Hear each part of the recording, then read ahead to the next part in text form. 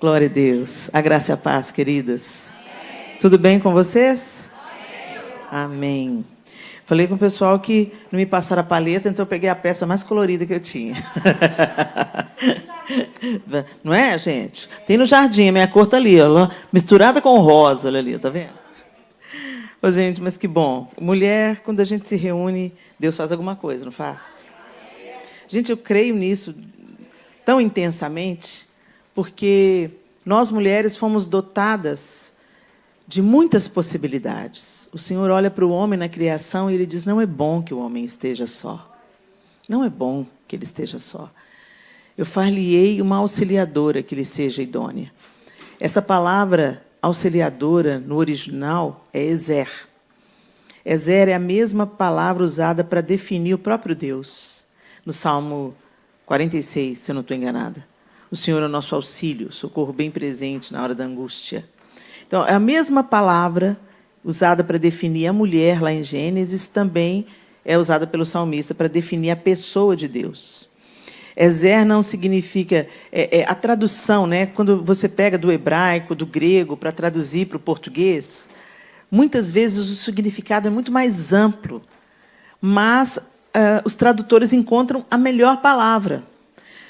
E auxiliar, na nossa cultura, ela se tornou uma coisa assim de menor importância, mas no original não significa isso. Senão não definiria a própria pessoa de Deus, né?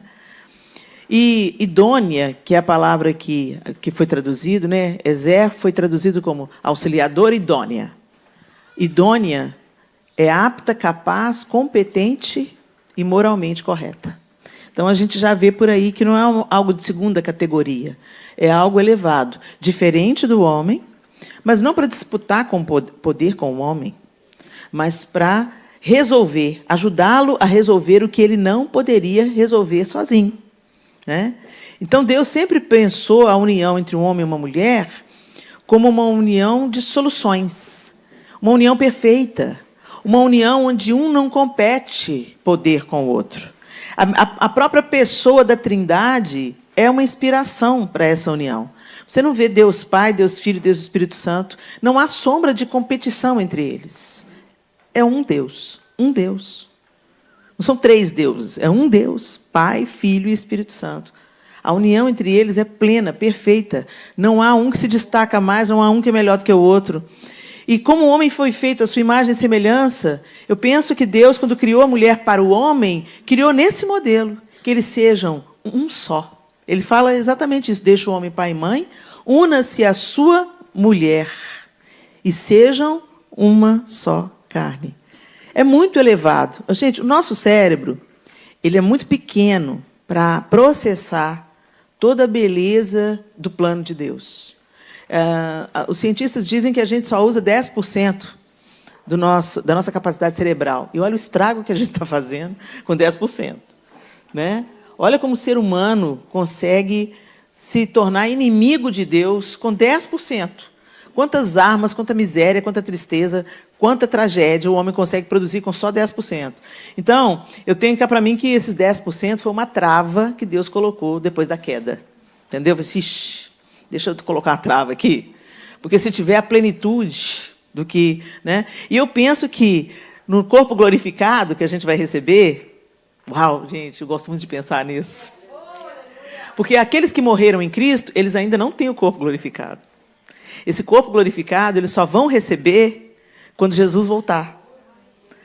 Os mortos em Cristo ressuscitarão primeiro. Gente, você já pensou que piração que vai ser isso? Helena, quem virou pó? Gente, problema nenhum para Deus. Ele não criou o homem do pó? Problema nenhum para Deus, né?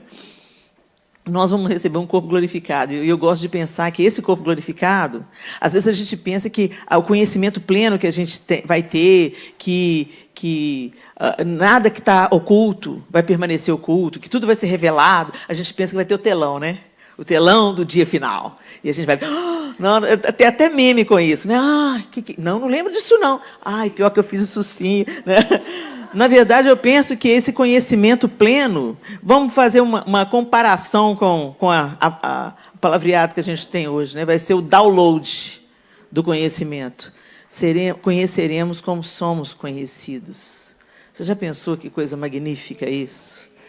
Eu gosto de pensar nas coisas da eternidade. A Bíblia fala para a gente ocupar os nossos pensamentos com aquilo que é do alto, com aquilo que é elevado. Porque se a gente ficar se ocupando aqui da terra, e é claro, a gente tem as nossas responsabilidades, nosso trabalho, nossas tarefas, nossa missão, né? Tá tudo aí no pacote.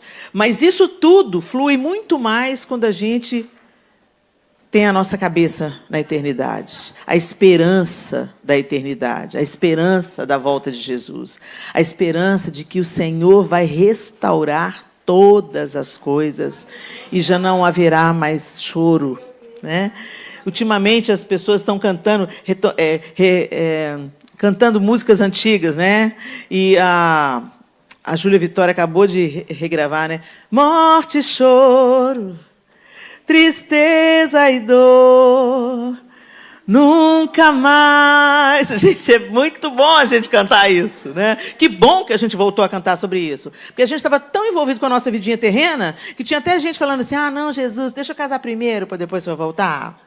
Né? Não, Senhor, deixa eu formar primeiro. Não, Senhor, deixa eu ter filho primeiro, para depois eu formar. E eu não sei vocês não, gente, mas eu sou doida para ser avó. Em junho, se Deus quiser, eu vou ser vovó do meu primeiro netinho, o filho do Miguel, o Tito. Glória a Deus, que presente ver o filho dos filhos, né? O filho dos filhos. Muito bom, me dizem que é muito bom. Mas aqui, se Jesus falasse, vou voltar em maio, pode voltar, Jesus, pode voltar, né? Ele leva o Tito para o céu, né? Então, assim, o que eu quero é a volta de Jesus. É isso que me mantém de pé, gente. É isso que me mantém caminhando. O meu olho na eternidade. Os olhos de que o Senhor vai restaurar todas as coisas, vai enxugar dos olhos toda lágrima, vai curar toda enfermidade. Ele é a nossa razão de viver. E a gente tem que se voltar para isso. A gente está buscando o favor de Deus para as coisas terrenas. E nós precisamos de buscar o favor de Deus para chegarmos incorruptíveis ao último dia. Gente, vai haver uma grande apostasia. Da mesma maneira que a gente canta sobre a volta de Jesus e a gente tem esperança na volta de Jesus, nós precisamos de nos lembrar, meninas, que haverá uma grande apostasia. As pessoas vão abandonar Deus. Quem você nunca esperava vai negar ao Senhor. Quem você menos imaginava vai chutar o balde e se revolver na lama. E eu penso assim, meu Deus, eu sou feita do mesmo material que qualquer um dos meus irmãos. Eu não sou melhor do que ninguém. Me livra, Jesus. Me livra de apostatar da fé. Me livra de ser pedra de tropeço. Me livra de negar o seu nome. Me livra, Senhor. E me prepara. Porque, gente, da mesma forma que a gente está aguardando o avivamento, e ele virá, não se engane, o avivamento não virá com a gente deitado eternamente em berço esplêndido. Historicamente, a gente vê que o avivamento se manifesta debaixo de grande perseguição. Sinais e maravilhas se manifestam debaixo de grande perseguição. Sabe por quê, gente? A perseguição, ela limpa o muro. Quem está aquele crente meia boca, friinho, sabe? Não busca santificação, não busca arrependimento, não busca conserto. Aquele crente que é crente só na igreja, que chega em casa é o cão, é uma pessoa no trabalho, é uma pessoa na escola, outra pessoa na igreja. Sabe, essa vida fragmentada. A minha vida secular e a minha vida na igreja. Não tem vida secular e vida da igreja, meu filho. Você é de Cristo em qualquer lugar. Você é de Cristo na praia, você é de Cristo quando você está de férias, você é de Cristo dentro de casa, você é de Cristo. E nós precisamos do favor de Deus para viver a vida comum de uma maneira que a gente glorifique ao Senhor com a nossa vida, com a nossa maneira de viver, e que a gente chegue intacto ao último dia, que pela misericórdia dele, ele nos leve até o nosso sepultamento, ou até a volta de Jesus nos ares, fiéis ao Senhor. Porque no final das contas, gente, isso aqui vai passar. E vai restar a eternidade. Como é que a gente vai chegar à eternidade? Quando a gente olha para a palavra de Deus, a gente vê muitas mulheres maravilhosas, como a Flávia citou aqui, mulheres que encontraram o favor de Deus. E ela citou Débora, citou Esther, e eu queria estar com vocês no texto de hoje, né? O texto que dá inspiração a esse encontro de mulheres. 1 Samuel, capítulo 1. Nessa primeira parte, nós vamos falar dessa mulher extraordinária, uma mulher que encontrou o favor de Deus, Ana. E por mais que você pense que não, Ana tem muita coisa em comum com a gente aqui. Então vamos lá, 1 Samuel, capítulo 1, e eu vou usar a Nova Versão Internacional, a NVI. Se a minha tradução estiver um pouquinho diferente da sua e estiver atrapalhando a leitura, você não está conseguindo concatenar as ideias, então presta atenção no texto, tá? Fica junto comigo. Se não, você pode ir seguindo com a sua Bíblia, sem problema, se você consegue fazer isso. 1 Samuel, capítulo 1, a partir do verso 1, a palavra do Senhor diz assim: Havia certo homem de Ramataim Zufita, dos montes de Efraim, chamado Eucana, filho de Jeroão, neto de Eliú e bisneto de Tou, filho do Efraimita Zufi. Ele tinha 2 mulheres, uma se chamava Ana e a outra Penina. Penina tinha filhos, Ana, porém, não tinha. Todos os anos, esse homem subia de sua cidade a Siló para adorar e sacrificar ao Senhor dos Exércitos. Lá, Ofni e Finéias, os 2 filhos de Eli, eram sacerdotes do Senhor. No dia em que Eucana oferecia sacrifícios, dava porções à sua mulher Penina e a todos os filhos e filhas dela. Mas a Ana dava uma porção dupla, porque a amava, apesar de o Senhor tê-la deixado estéril. E porque o Senhor a tinha deixado estéril, sua rival a provocava continuamente, a fim de irritá-la. E isso acontecia ano após ano. Sempre que Ana subia à casa do Senhor, sua rival a provocava, e ela chorava e não comia.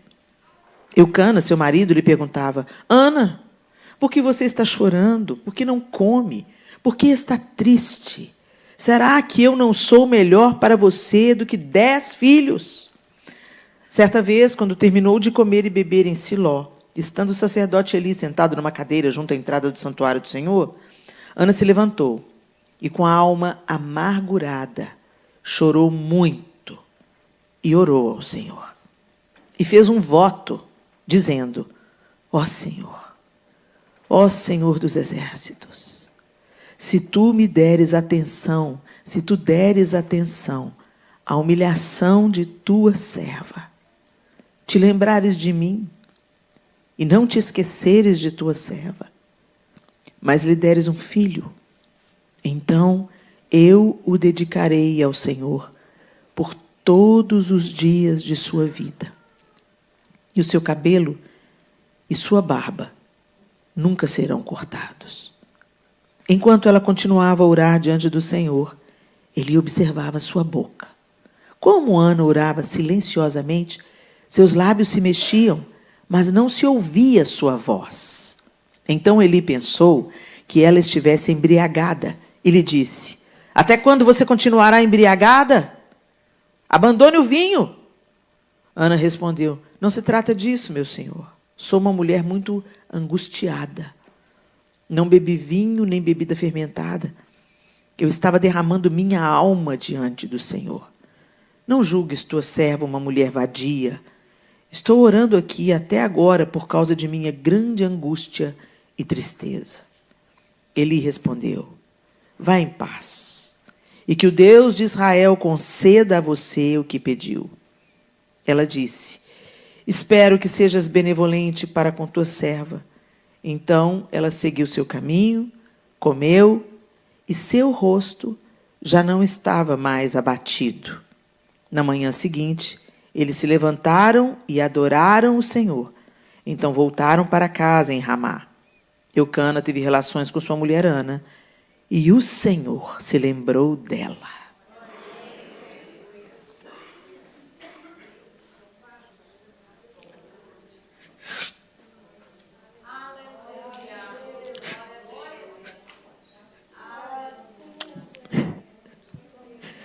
Assim Ana engravidou, e no devido tempo deu à luz um filho, e deu-lhe o nome de Samuel, dizendo: eu o pedi ao Senhor. Senhor, essa é a tua palavra, tua bendita palavra. Nós pedimos ao Senhor, Deus, que o Senhor nos ensine Que o Teu Espírito Santo nos convença. Que nós não sejamos apenas ouvintes, Senhor, mas praticantes da Tua palavra. Deus, nós estamos cansadas, Senhor, de ir e sair do mesmo jeito, de entrar na Tua casa e sair do mesmo jeito. Pai, muda o nosso coração, muda a nossa mente, muda a nossa atitude. Faz uma obra em nós, Senhor. Muda definitivamente quem nós somos, meu Deus. Cumpre o Teu propósito na nossa vida, Senhor. Em nome de Jesus nós oramos. Amém e amém. Gente, Ana é uma mulher inspiradora. E é muito fácil a gente olhar para Débora, como foi dito aqui, e a gente se inspirar em Débora. Puxa vida, que mulher poderosa. Deus levanta Débora como juíza em um dia. Obrigada, minha linda. Em um tempo onde as mulheres não podiam exercer liderança, né? Mas, quando os homens se omitem, Deus levanta as mulheres, né? Sempre é o desejo de Deus usar os homens e ter as mulheres servindo, auxiliando, mas muitas vezes a omissão masculina, Deus levanta mulheres. Não estou dizendo que era isso que acontecia com Lapidote, que era marido de Débora, mas eu acredito que Lapidote deveria ser um homem bem resolvido, bem fiel e bem tranquilo para entender que Deus estava levantando Débora com um propósito. É fácil também a gente se fascinar por Esther, uma órfã, que Deus oferece o favor e levanta Esther para salvar todo um povo do extermínio, né?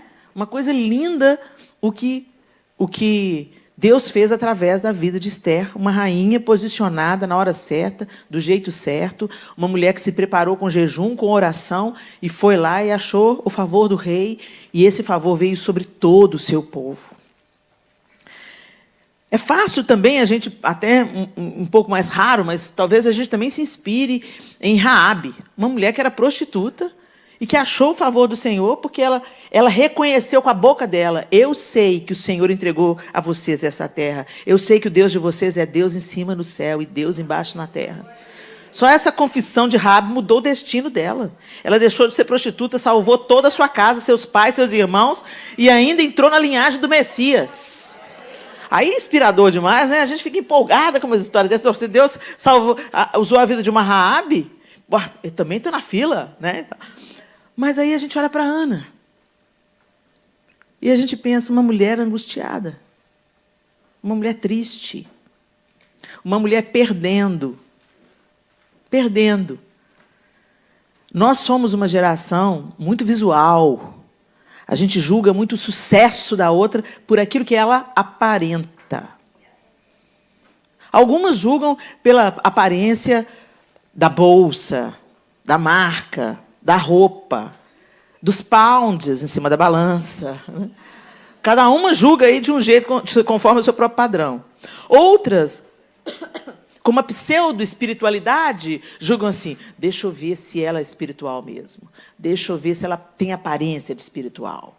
Ela ergue a mão, ela chora, ela fala em línguas, ela profetiza, ela usa saia, ela é espiritual. No meu crivo, ela é espiritual. E quantas decepções a gente tem nesse crivo aí, né, gente? Porque quem conhece o coração é Deus. Dele a gente não escapa. A gente pode estar com a aparência toda bonitinha aqui, ó. João Batista que era bom para confrontar. Jesus também, né? Sepulcro caiado. Sepulcro caiado, você sabe o que é, né? Tudo bonitinho por fora. Branquinho, purinho por fora. E por dentro um corpo em decomposição. Um sepulcro. Enfim. Então, quando a gente olha para Ana, a primeiro momento, a história dela não é impressionante. Ela não é uma mulher assim, ai, quero ser como Ana. Entendeu? Você pensa, poxa, a mulher é estéril, tinha lá a Penina no pé dela, né? Não é uma mulher que pode falar, nossa, que inspirador. Custou ter um filho. Aí, quando tem, ainda entrega ele. Grande vitória. Só que o filho dela era Samuel, né, gente? Vamos combinar. A maior alegria do coração de uma mãe é ver um filho como instrumento do Senhor. Proporcionalmente, sua maior angústia e sua maior tristeza, ao contrário. Né? Então, quando a gente olha para Ana, que mulher. Por que, Helena? Que mulher. Porque ela tinha uma angústia na alma. e ela foi no lugar certo. Ela não foi buscar o favor. Gente, às vezes a gente se satisfaz com os favores que os homens podem nos dar. Mas Ana não. O texto diz para a gente que o marido dela a amava profundamente. E que ele dava para ela o dobro do que ele dava para Penina e seus filhos. Ele demonstrava o seu amor, ele demonstrava o seu afeto. Ele honrava a sua esposa. Ele falava para ela: Ana, não é possível que você está chorando sem comer, Ana. Acaso eu não sou melhor do que 10 filhos? Gente, para um cara falar isso, é porque ele era bom mesmo. Para o marido estar tão seguro, ele era bom mesmo, ele era um bom homem. Então, esse Eucana devia ser o cara, em muitos aspectos. Para ele dizer para a mulher dele: acaso eu não sou melhor do que 10 filhos? Ô, gente, para falar isso para uma mulher, numa cultura onde os filhos é que davam valor à sua feminilidade, o que validava uma mulher é ser mãe. Se ela não era mãe, ela não valia nada para aquela cultura. Vocês estão entendendo? Era muito mais sério do que não ter filho hoje. Era muito mais grave. Muitas das mulheres, elas podiam ser rejeitadas se elas não gerassem filhos. Olha a gravidade do negócio. Elas podiam ser mandadas embora. Não gera filho, não.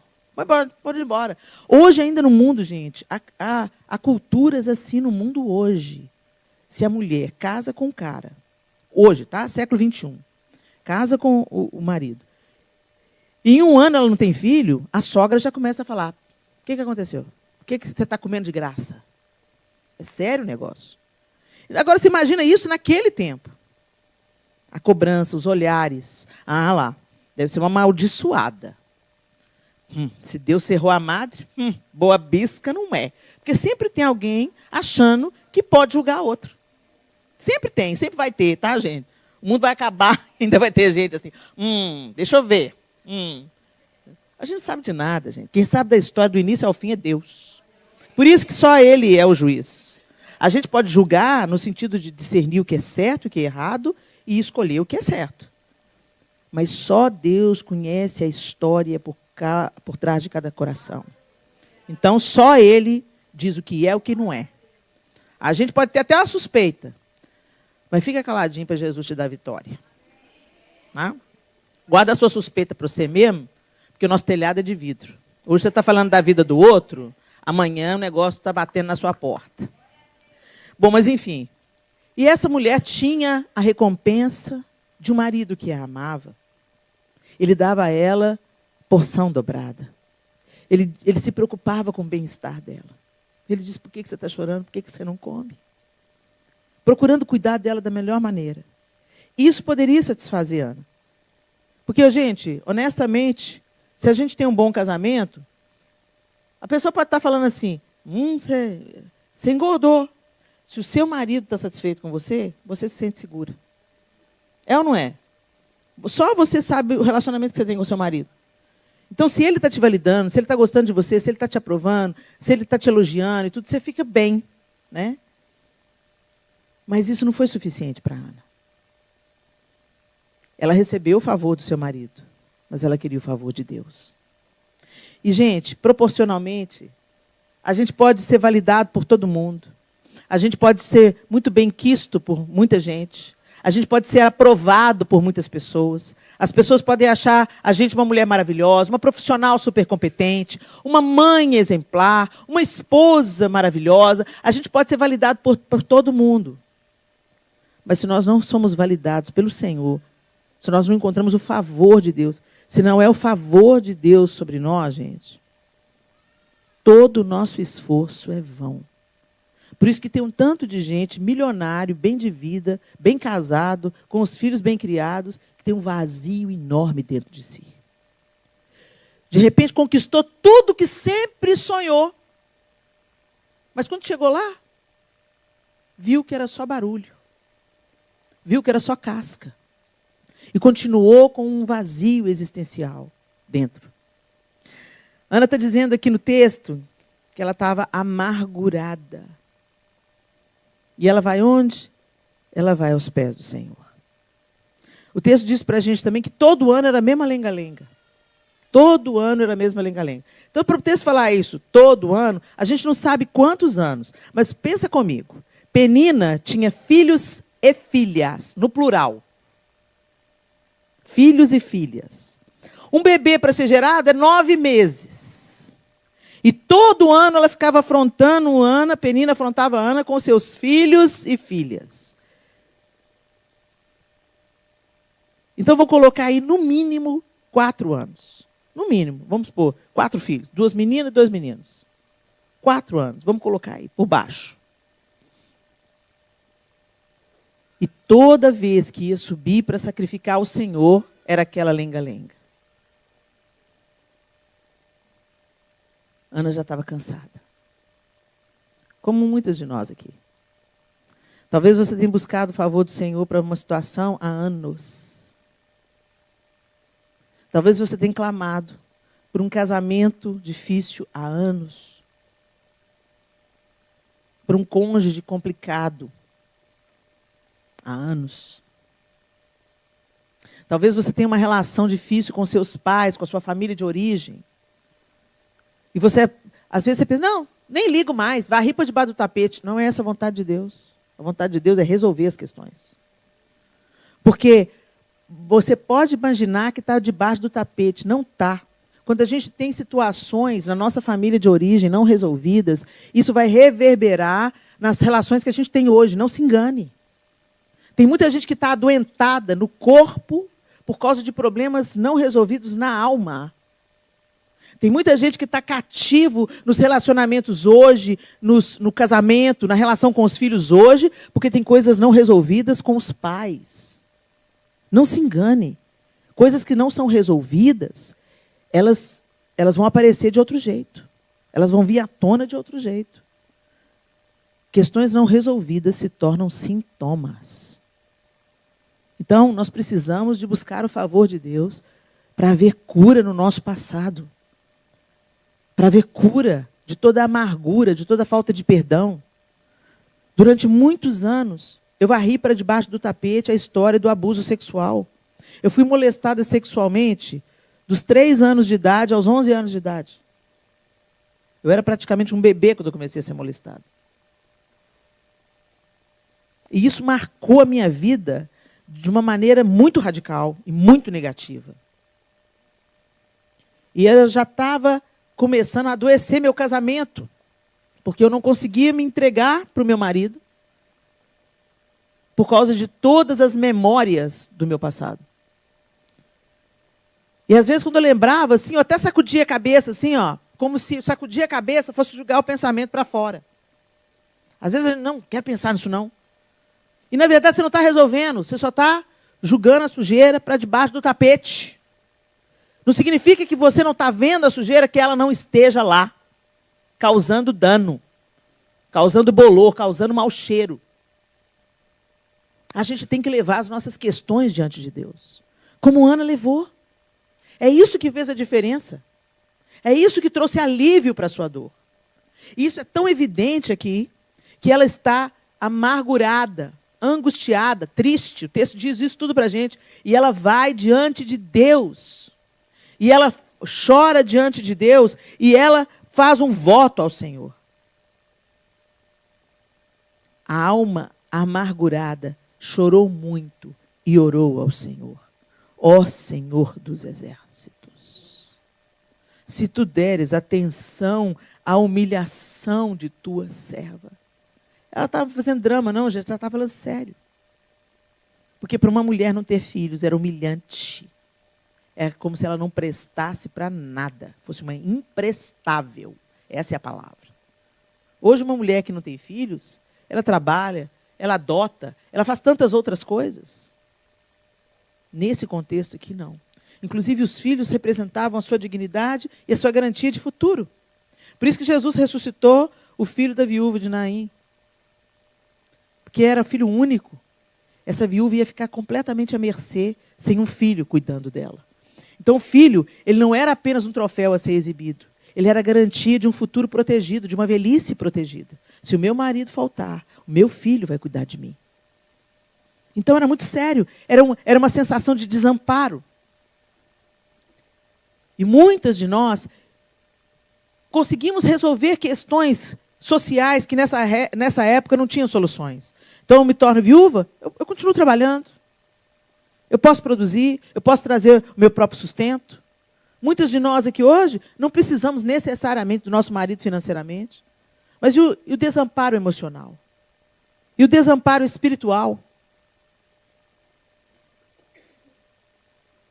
Durante muitos anos eu não quis lidar com a questão do abuso. Eu varri para debaixo do tapete, eu ignorei a questão e eu pensei, resolveu. É passado. Eu virei a página. Gente, só que eu era uma pessoa extremamente reativa. Você não podia falar nada comigo, que eu estourava. Qualquer coisinha, eu reagia, falava e levava, falava e levava, falava e levava. Eu sempre estava envolvida em alguma briga. Minha mãe ia na escola, porque eu sempre estava batendo em algum menino. Depois que eu casei, eu já era casada, mas eu não podia bater nas pessoas, mas eu continuava agredindo as pessoas verbalmente. Teve uma vez que eu estava num parque, aí veio uma menina com um cachorro. Eu já era casada, não tinha filhos ainda, mas já era casada. Veio uma menina passeando com um cachorro lindo, enorme. Enorme o cachorro. E ele era tipo um dálmata, né? Pintado, assim, todo pintado, branco e preto. E ela veio andando com ele, e ele era enorme. E eu olhei para o cachorro, mas ele era lindo. E eu olhei para ele e disse, meu Deus, que lindo, parece uma vaca. Você riu, mas a dona dele, não. Ela virou para mim e papapá, não sei o que foi que ela falou, não. Eu falei, o que é, menina? O que é? Eu estou elogiando esse cachorro, o que você pensa? Gente, e meu marido assim, vim aqui. Barraqueira. Caçadora de confusão. E eu não entendi porque... personalidade, temperamento. Gente, é claro, tem muito de temperamento, sim. Eu sou colérica. Então, tem muito temperamento? Tem.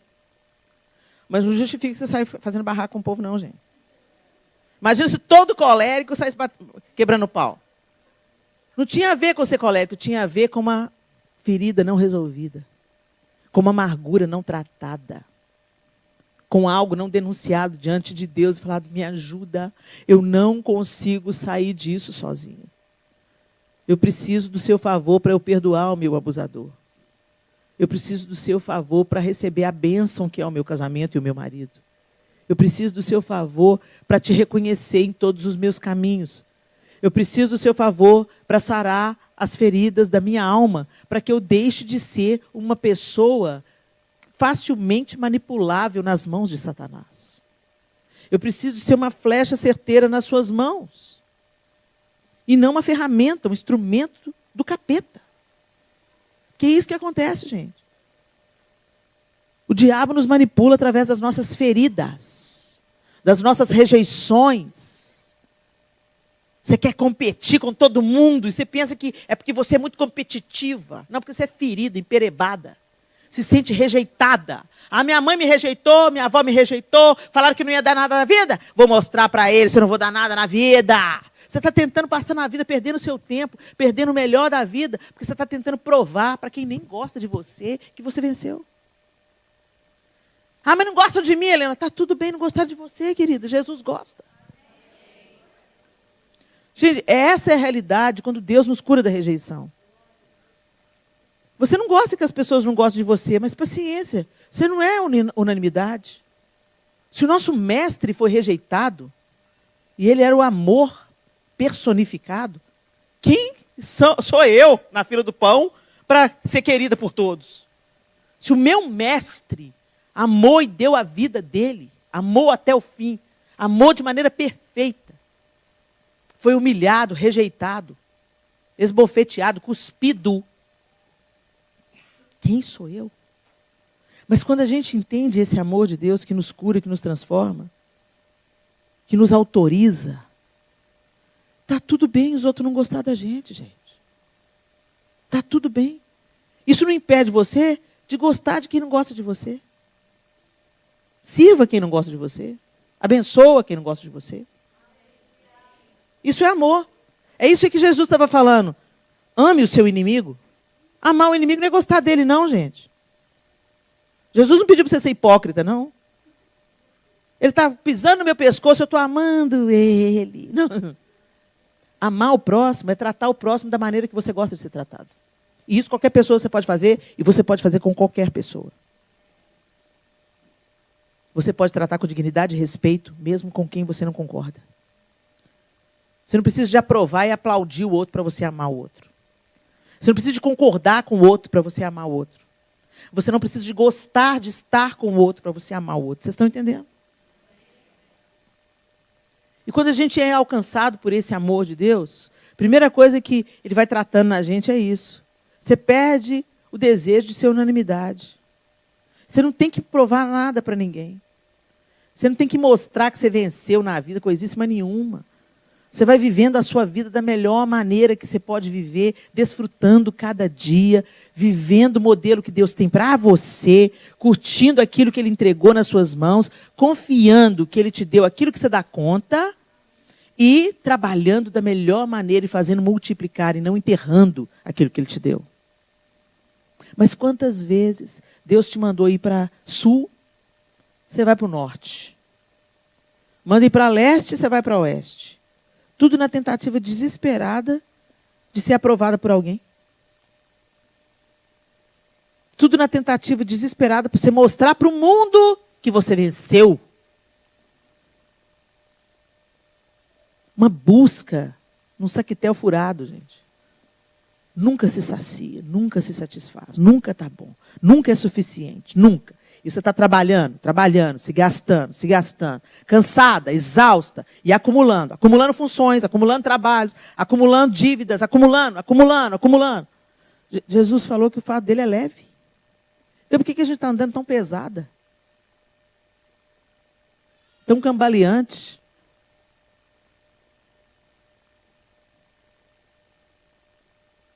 O que é que você precisa de denunciar diante de Deus?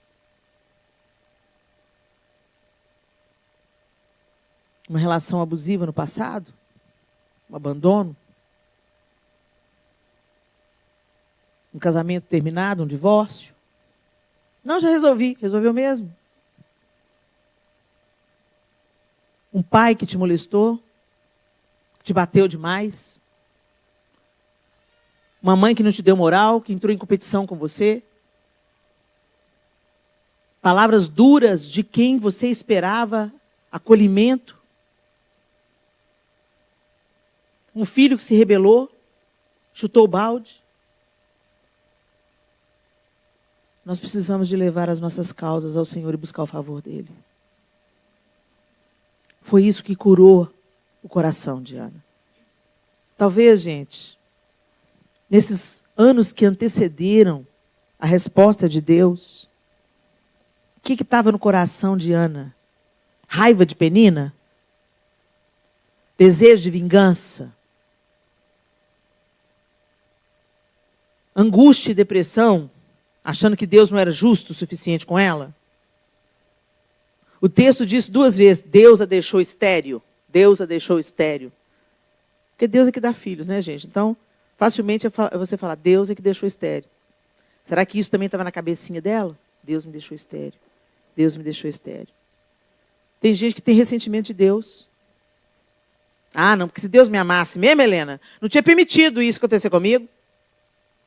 Se Deus é amor mesmo, gente, Deus é amor. E Ele não precisa de provar, Ele provou já, quando Ele mandou Jesus. Quando Ele mandou Jesus para reconstruir o caminho que foi interrompido pela queda. A queda nos colocou no ambiente que nós estamos.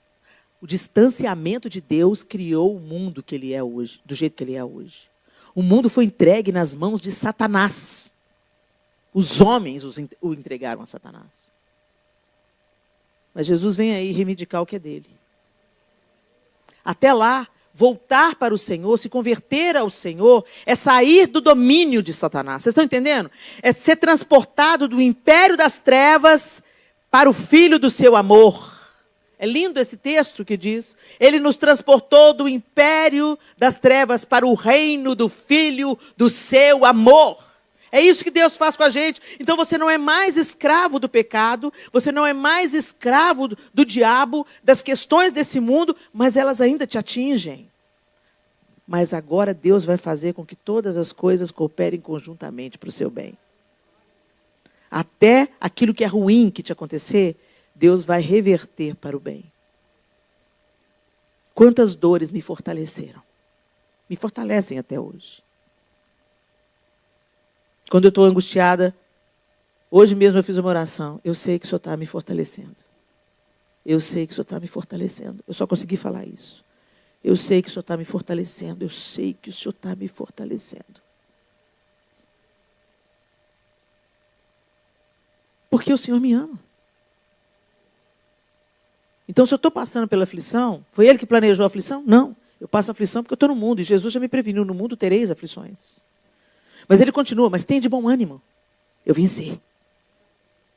Eu venci. Para que você não viva mais debaixo desse jugo, desse sufoco. Para que você não viva mais sob esse peso. Me dá o seu fardo. Eu levo, eu aguento. Você não. Então toma o meu, que é leve. E anda comigo, para que você aprenda a ser mansa e humilde de coração. E encontre descanso para a sua alma. É isso, gente. E foi isso que aconteceu com Ana. Ela entregou os fardos. Eu não sei se ela tinha ideias de que Deus não era com ela, de que Deus se ressentia dela, de que ela... Será que é alguma coisa que eu fiz na minha infância, Deus? Sabe, gente, a gente tem que parar de fazer essas orações. Ah, qual que é a minha culpa? O que que eu fiz? Deus está me punindo. Se Jesus purificou o seu pecado, está purificado. Quem fica te acusando, te lembrando do passado, querendo pôr o dedo na ferida, é o diabo. Ele é o acusador dos servos do Senhor. Agora, o Senhor não falou que a nossa vida seria fácil, Ele não falou que nós não teríamos aflições, Ele falou que Ele estaria conosco todos os dias, até a consumação dos séculos. Todos os dias é todos os dias bons e os dias maus, Ele está conosco. Então, nós não precisamos temer. E Ana entendeu isso. E ela foi para o Senhor. E ela rasgou o coração. E ela pediu o favor do Senhor. Enquanto ela está lá pedindo o favor do Senhor, o que que Eli faz?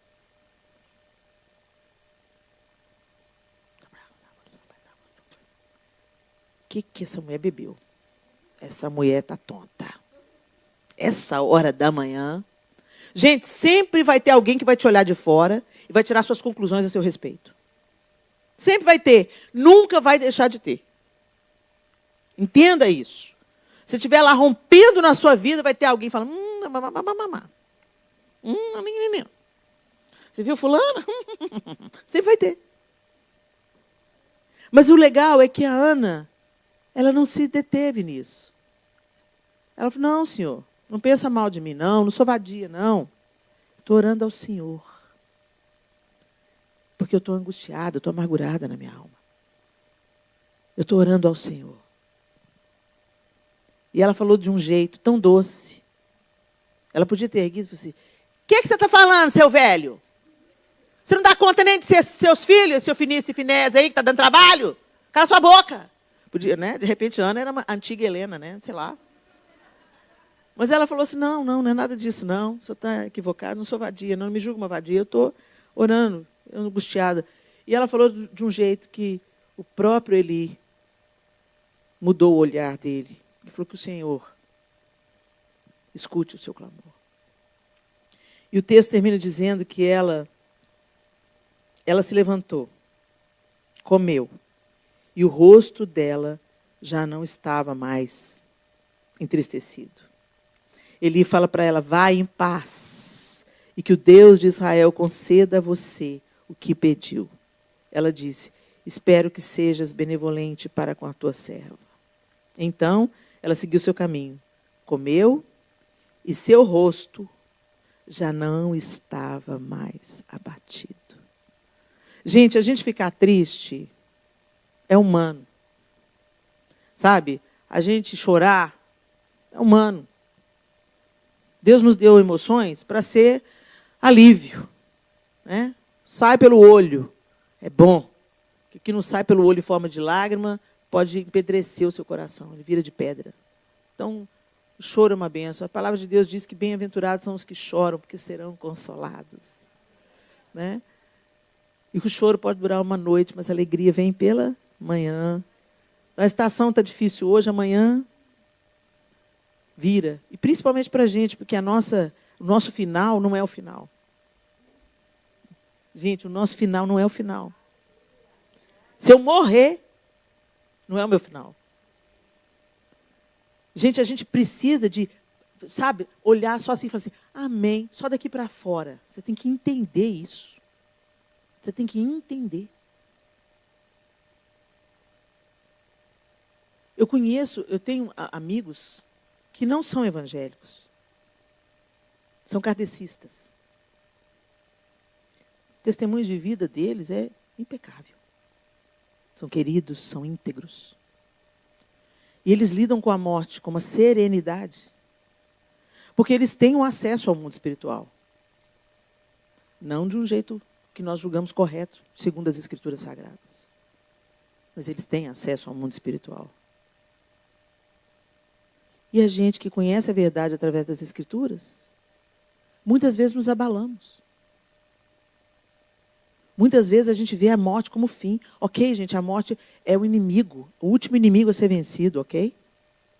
A morte é um inimigo a ser vencido. Por isso que nós vamos ressuscitar. Mas ela não pode nos destruir, porque ela já foi vencida. Ela já foi vencida na cruz do Calvário. Então, o mesmo Senhor que venceu a morte é aquele que vai nos atravessar na hora que chegar o nosso momento e nos fortalecer na hora que alguém querido partir primeiro. A gente tem que entender que as questões espirituais, elas não são uma coisa, sabe, conto da carochinha. A gente tem que entender que nós somos eternos. Eternos. E que é mais importante onde nós vamos passar a eternidade do que a maneira que nós estamos vivendo a nossa vida hoje. Mas o Senhor quer que a gente viva a vida hoje de uma maneira como se a gente já estivesse na eternidade. Que a gente viva hoje como a antecipação daquilo que aguardamos. Que a gente viva a justiça, a retidão, a simplicidade, o amor, a paz, hoje. Hoje. E para isso a gente tem que colocar as nossas questões diante de Deus e buscar o favor dele sobre nós. Para gerar um filho? Para o marido voltar para o Senhor? Para o filho voltar para o Senhor? Para a situação financeira ajustar? Para o relacionamento com a família de origem acontecer? Para o perdão que precisa ser liberado? Isso tudo, gente. Isso tudo. E muito mais. Mas o favor de Deus para permanecer. O favor de Deus para entender o que Ele quer para você e para mim nesse tempo que a gente está vivendo. O favor de Deus para nós atravessarmos por qualquer tempestade sem sermos destruídos. O favor de Deus para Ele nos sustentar no dia difícil, no dia da adversidade. Porque esse dia difícil chega para todos nós. Se você não está vivendo isso ainda, vai chegar. Helena, você está me amaldiçoando? Não, meu bem, se você está viva, é o ciclo da vida. Tem dia que você está muito bem, tem dia que as coisas vão mal. E Deus vai fazer com que todas essas coisas cooperem conjuntamente para o seu bem. Para você não se tornar egoísta, para você não se tornar indiferente, para você olhar para o seu irmão que está passando pelo mesmo problema com misericórdia, para você se tornar cooperador do outro. Gente, cá entre nós, a gente só cresce na dor. É igual músculo. Você só vai ganhar massa muscular se doer. Não pensa você que aquela caminhadinha que você está fazendo todo dia vai te dar massa muscular, não. Viu? Vai não. Vai melhorar o cardiorrespiratório, né? Você vai subir as escadas sem ficar tão ofegante. Mas massa muscular, o que te dá é musculação. É puxar ferro. E dói, gente, dói. Mas é isso aí que te salva se você vai para uma UTI. Você sabia disso? Se você vai para uma UTI, por qualquer doença, o que te mantém vivo é a sua massa muscular, porque é de lá que o seu corpo tira energia para sobreviver e para te curar. Se você não tem massa muscular, bem, babau. E espiritualmente não é diferente.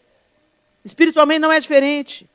Se você não está se fortalecendo no Senhor, nos momentos em que Ele permite que a dor venha sobre você, se você não está buscando reforço nele, confiança nele, esperança nele, está doendo, mas ok, continua puxando, continua puxando, continua puxando. O que te matava ontem não vai te matar amanhã. É ou não é assim? Quem malha aí sabe do que eu estou falando. Quando começou o treinamento lá, ai, meu Deus do céu. Quem que inventou? Queria matar o personal. Mas agora, eu não cheguei nessa parte ainda não, mas a galera já disse que chega naquela parte assim, nossa, eu tenho que malhar. Eu não cheguei nessa parte não. Eu não estou querendo assim, hoje eu tenho que ter uma luta. Não estou querendo não, Senhor. Só se eu precisar mesmo, tá, Senhor? Mas o fato é que, gente, nós somos fortalecidos nos momentos difíceis. Fala sério aí. Onde você mais aprendeu na sua vida? Qual foi a estação que mais você tirou lição dela? De onde foi que você teve que virar uma fênix? Uma cinza, o pó da rabiola e teve que erguer, do nada. Não é? Foram os seus momentos mais difíceis que fizeram de você o que você é. E aí você quer alejar seus filhos, né? Meu filho vai ter tudo que eu não tive. É por isso que está aí uma geração inteira aleijada. Aleijada emocionalmente. Eles não têm resistência a nada. Terminou com a namorada, quer morrer. Não, gente, não é para rir, não, é para chorar. É muito sério o que está acontecendo. Por que vocês acham que os meninos estão abraçando a droga? Porque não sabem lidar com frustração. O vazio existencial é grande demais. Mamãe deu tudo, papai deu tudo. Gente, o pior mal que a gente pode fazer para os nossos filhos é querer dar para eles o que a gente não teve. Porque, inclusive, o que você não teve fez de você quem você é. Então, para de, sabe? Não estou falando para você perseguir seu filho, maltratar seu filho, e nada disso, não. Mas deixa ele ter as frustrações dele. Fala não. Deixa ele esperar. Deixa ele crescer. Deixa ele trabalhar. Deixa ele conquistar. É muito mais gostoso você conquistar alguma coisa e falar, uau, que bom. Demorou, mas chegou. Chega na mão. Ai, mamãe, eu quero esse livro. Toma, filhinho. Amanhã ele está todo rabiscado, rasgado e largado para lá. É assim que é. E com a gente, Deus com a gente não é diferente. Ele não vai te dar tudo que você quer, na hora que você quer. Mas Ele vai fazer com que tudo isso coopere para o seu bem. Ana chorou no lugar certo. Esperou o tempo certo. Denunciou diante do Senhor a amargura do seu coração, a sua tristeza, a sua angústia. Fez um voto ao Senhor. E Deus ouviu. Deus ouviu. O rosto dela mudou. Quando o rosto dela mudou, gente, quando o rosto da gente muda, significa que você creu. Agora espera. Depois, quando você vai lendo o livro, você vai vendo que ela teve mais filhos e filhas. Deus a favoreceu mesmo. Deus abriu a sua madre. Samuel foi o primeiro. Ela o amamentou e ela o entregou ao Senhor. E Samuel foi um homem extraordinário, que Deus usou poderosamente até o fim. Eu o pedi ao Senhor. Samuel. Minhas irmãs, Ana tem muito a nos ensinar nessa tarde. Você que está varrendo as suas questões para debaixo do tapete. Você que está ignorando aquilo que te aconteceu, que te feriu, que te amargurou, que quase te destruiu. E você pensa, não, está tudo bem. Eu dei a volta por cima. Gente, a gente não tem essa capacidade. Deus teve misericórdia de você e está te sustentando até agora. Mas não significa que você não esteja vivendo, carregando, sabe? Tem muita gente que está andando, mas está carregando um defunto. O defunto está lá, arrastado. O que aconteceu no passado, o mau cheiro está ali, presente no seu relacionamento com seu marido, por coisas que você passou com seu pai. Tem coisas no seu relacionamento com Deus, por coisas que você passou com seu pai terreno. Às vezes estava tudo encobertinho. Quando você se tornou mãe, Um tanto de coisa veio à tona. Depressão pós-parto. Eu sei que tem muito hormônio nisso tudo. Mas muita coisa que está encoberta nos dias fáceis, diante de uma grande mudança, de um grande trauma, vem à tona. E às vezes você pensa, nossa, mas fulano está sofrendo tanto por causa de uma bobeirinha dessa. Não. Às vezes foi só a gota, mas o copo já estava cheio. Que o Senhor sonde o seu coração nessa tarde. Onde o favor de Deus precisa de entrar na sua vida hoje. Às vezes, imediatamente, a gente pensa nas coisas superficiais e imediatas. Como eu citei tantas aqui. Mas, às vezes, o favor de Deus precisa vir sobre nós para coisas mais ocultas e profundas. Por feridas do passado que estão manipulando a sua vida hoje. Por ressentimentos contra Deus que impedem você de ter o desfrute da sua filiação nele. Quantas vezes eu pensei, Deus é meu pai, mas eu que não trabalho não para ver. Quantas vezes eu pensei isso? Porque quando Deus começou a me curar, o que ele trouxe à tona? Meu pai terreno, que na minha infância não podia me dar as coisas que eu queria. Eu fui para o ponto de ônibus, num dia de chuva, com um tamanquinho.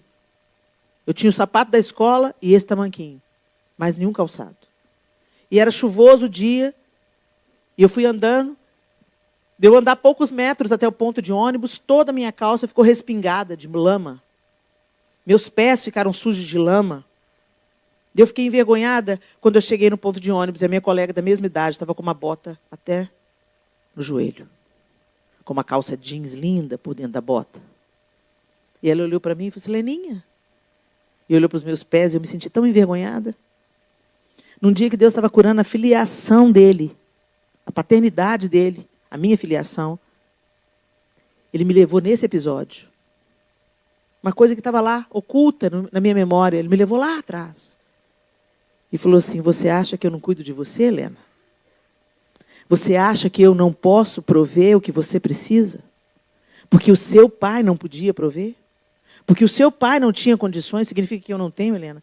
Helena, você não confia em mim. Mas eu não sou o seu pai terreno. Eu tenho cuidado de você todos os dias da sua vida. Quantas vezes eu pensei, não, eu tenho que trabalhar. Quantas vezes, gente, eu falei com Deus, Deus, eu não quero viver do ministério. Eu não quero depender da igreja. Mantenha o João Luz como professor de matemática. Deus tem senso de humor. Ah, você acha que você acha que quem sustenta o seu marido é a matemática? Quem deu inteligência a ele? Quem dá capacidade a ele para trabalhar? Sou eu, Helena, por trás de tudo. Seja por trás da igreja, seja por trás da venda de livro, seja por trás da matemática. Deixa de ser orgulhosa. Eu quero tratar o seu orgulho, você tem que depender de mim. Sou eu que sou o seu Deus. Sou eu que sou o seu pai. Aí lá vou eu para a aula de reforço, porque eu tomei bomba na primeira prova. São coisas pequenas, gente, mas que impedem da gente desfrutar da paternidade de Deus, do cuidado amoroso de Deus. Você vem para essa terra, trabalha, ganha o seu dinheiro, forte, dependente, resolvida. Se cai na cama doente, não trabalha. Se trabalha, não ganha. Quem te sustenta? Como nós somos arrogantes, meninas. É tudo sobre Deus. A gente está de pé? É Deus. Estamos trabalhando? É Deus. Estamos criando nossos filhos? É Deus. E nós precisamos de entender que tudo que temos recebido é favor de Deus. Mas que Ele quer entrar com mais favor para nos libertar de falsas ideias, de uma autoconfiança exacerbada que exclui a bondade dEle. Feche os seus olhos.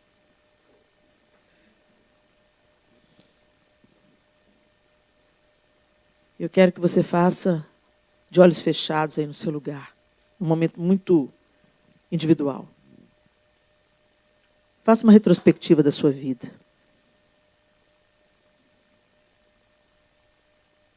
Lembra as coisas que você já passou.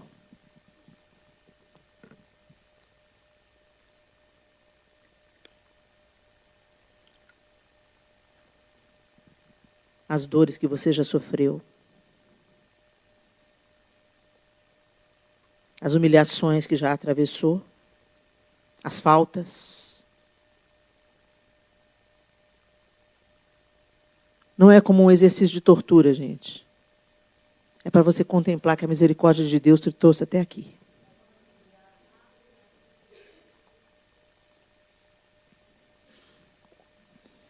O que você está varrendo para debaixo do tapete, minha querida?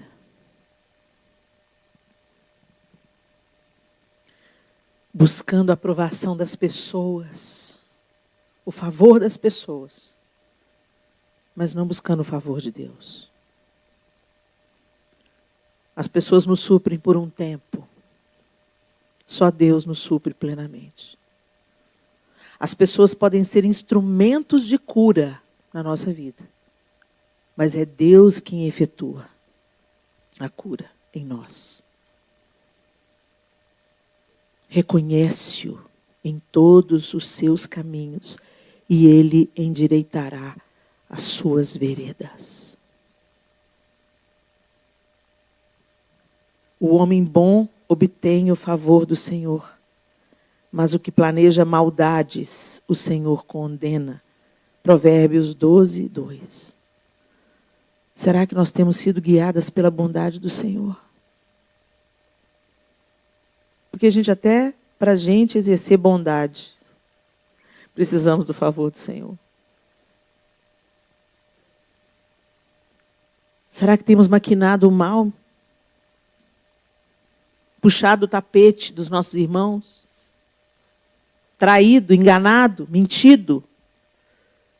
Minha querida, você com esses atos, você está afastando a benevolência, a bondade do Senhor, o favor do Senhor de você. Você está cavando a sua própria sepultura. Volte-se para o Senhor. Chore diante dEle. Arrependa-se das maldades, das injustiças que você já praticou. Ou que ainda pratica. E clame o favor dEle como Ana clamou. Senhor, nós estamos na Tua presença como Ana. Angustiadas, entristecidas, com ressalvas, incrédulas. Cada uma de nós aqui está de um jeito que só o Senhor sabe. O Senhor conhece cada coração e cada uma dessas mulheres de uma maneira profunda e singular, como só o Senhor poderia conhecer. O Senhor sabe a necessidade de cada uma delas. Muitas delas pensam assim, não está me faltando nada, não estou precisando de nada. Ah, Senhor, amolece os corações. Estende o Teu cetro sobre nós, Senhor, como Assuero estendeu sobre Esther. Estende a Tua misericórdia sobre nós, Senhor. Perdoa os nossos pecados, as nossas faltas, as nossas angústias, nossas muitas murmurações. Senhor, quantas vezes murmuramos contra o lugar que nos dá o pão. Insatisfeitas, inconformadas, ressentidas às vezes contra o Senhor.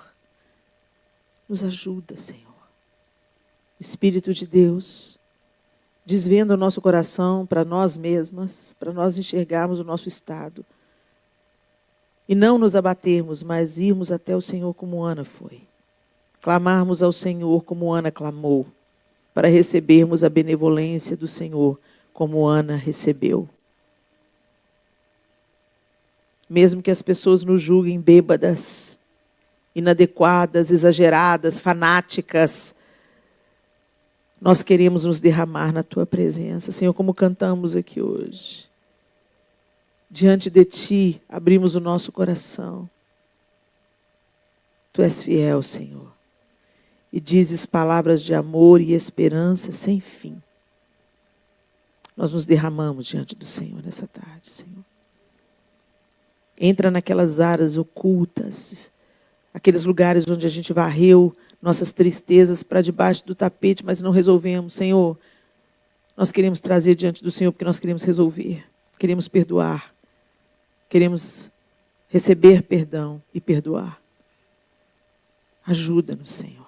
Queremos prosseguir, queremos avançar, não queremos andar, ó Deus, como quem carrega um defunto espiritual, Senhor. Mas queremos ser livres para viver a Tua paternidade, para recebermos o Teu amor, contemplarmos o Teu cuidado e sermos frutíferas, como Ana se tornou. Não apenas mãe do seu filho primogênito que entregou ao Senhor, mas mãe de filhos e filhas. Queremos ser frutíferas espiritualmente no reino do Senhor, cumprindo a Tua vontade. Ajuda-nos, ó Deus, e nos favoreça com o Teu perdão, com a Tua bondade, com a reconciliação com o Senhor, com os ajustes dos nossos relacionamentos e com o cumprimento do nosso propósito aqui na terra. Em nome de Jesus Cristo. Amém e amém.